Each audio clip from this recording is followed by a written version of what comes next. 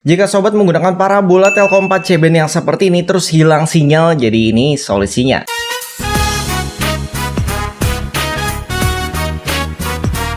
Assalamualaikum sobat SPD. Jadi bagi sobat yang punya parabola Telkom 4 seperti ini, ada yang parabola jaring, ada parabola yang solid yang 6 feet gitu atau 5 feet gitu ya. Bahkan 6 feet juga ada ya yang Telkom 4, mungkin sinyalnya hilang. Jadi sebenarnya bukan sinyalnya yang hilang ya.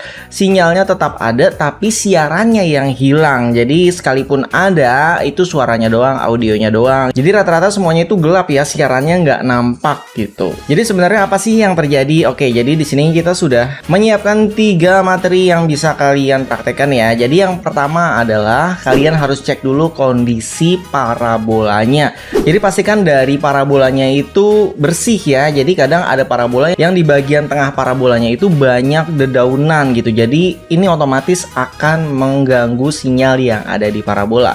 Atau kalau misalkan nggak di dalamnya, biasanya di sekitarnya itu ada pohon yang rantingnya itu menghalangi parabola. Seperti pohon rambutan itu cepet banget ya, pohon mangga itu tumbuhnya cepet banget sehingga menutupi bagian atas dari parabolanya, itu sudah otomatis akan hilang sinyal. Kemudian mungkin ada beberapa bola yang kena layangan ditarik-tarik gitu, jadi arahnya berubah. Atau mungkin kena angin ya, kemarin kan musim hujan kena angin gitu. Atau mungkin faktor lain, misalkan habis renovasi parabolanya ketutupan kanopi atau kegoyang atau kegeser, intinya berubah dari posisi utamanya atau posisi pertama kali dipasang. Kalau sudah berubah arah, otomatis akan berubah semuanya walaupun cuma sedikit, jadi otomatis hilang semua sinyalnya. Tapi kalau misalkan parabola kalian dalam kondisi yang prima ya, jadi masih bagus semua, oke, kita simak hal yang kedua, yaitu kalian silahkan cek kabel konektornya. Dari kondisi konektor yang terpasang di belakang receivernya yang seperti ini, nah itu kalian lepas, coba kalian lihat tembaganya di bagian tengah masih keluar apa enggak. Kadang ada yang ketarik, jadi tembaganya itu mendem ke dalam ya, sehingga di saat dicolok receiver itu ya nggak connect jadinya. Jadi pastikan konektornya terpasang dengan sempurna.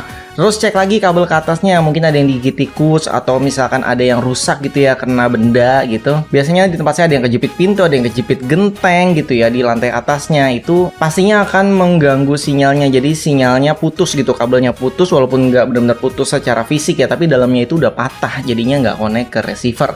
Terus kalian tarik lagi ke atas kabelnya, barangkali di LNB. Jadi sebelum LNB biasanya ada di sek ya. Kalau pengguna yang lama itu ada di seknya. Kadang di seknya udah karatan, coba bisa kalian ganti kalau memang sudah karatan yang parah. Terus tarik lagi ke atas ada LNB-nya, atau mungkin di LNB-nya ya, konektor di LNB-nya udah karatan masuk air, atau mungkin LNB-nya kena petir gitu, jadinya tidak bisa berfungsi lagi. Jadi memang harus kalian cek dulu di bagian kabel sampai parabolanya. Jika setelah dicek semuanya dalam kondisi bagus juga ya, kondisi fit lah, otomatis kita harus cek receivernya. Dan ini adalah bagian yang paling penting dari keseluruhan video ini, karena dimulai dari tahun 2024 ya, ini semua receiver yang MPEG 2 HD saat ini receiver terbagi menjadi 3 macam, yaitu receiver yang MPEG 2. Bagian depannya seperti ini hanya ada tulisan MPEG 2 saja, jadi SD ya, MPEG 2 SD.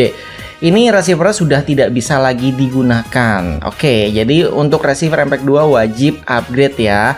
Terus kemudian bagi sobat yang punya receiver MPEG 4, contohnya seperti yang Venus Yaris di sini ya. Ini tulisannya sudah MPEG 4, tapi tidak ada tulisan HD, tidak ada logo HD pada receivernya.